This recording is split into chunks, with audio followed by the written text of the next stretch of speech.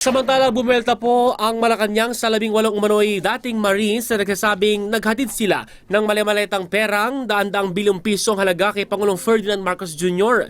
Para naman kay Presidential Sister Senador Amy Marcos, dapat manumpa ang naturang Marines sa kanilang salaysay.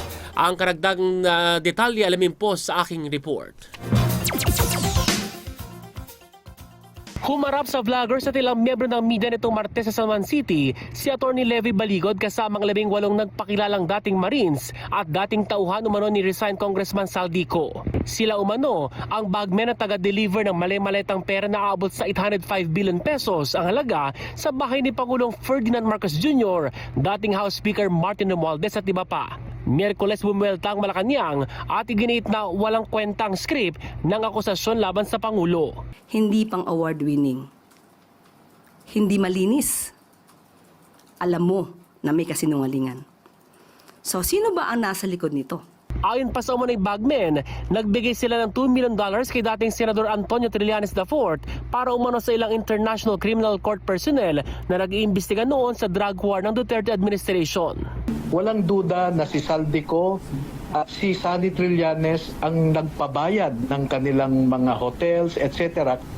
Yung ICC investigators ay hindi nag-conduct ng isang bona fide, yung totoong investigasyon. Marin itong pinabulaanan ni Trillanes at iginiit na magsasampa siya ng cyber libel complaints laban kina Baligod at sa mga Marines. Duda ang ilang senador sa timing ng naturang mga alegasyon kaugnay sa flood control fund scandal.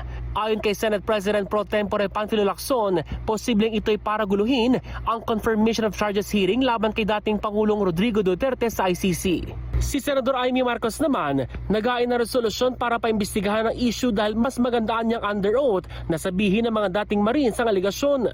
Ikinabahala rin ng senadora ang alegasyong tumanggap umano ng bayad ang ilang ICC personnel.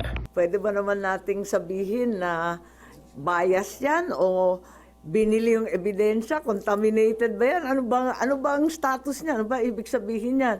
Tapos mayat-maya, inaabutan pa ng paper bag at kung ano-ano pang pandagdag daw sa kanilang, sa kanilang chibog, tirahan, kung saan-saan lakad nila, nakakagulat naman yung ganun. Sinabi naman ng Philippine Navy na 4 sa 18 nagpakilalang dating Marines ay hindi bahagi ng Navy o ng Philippine Marine Corps.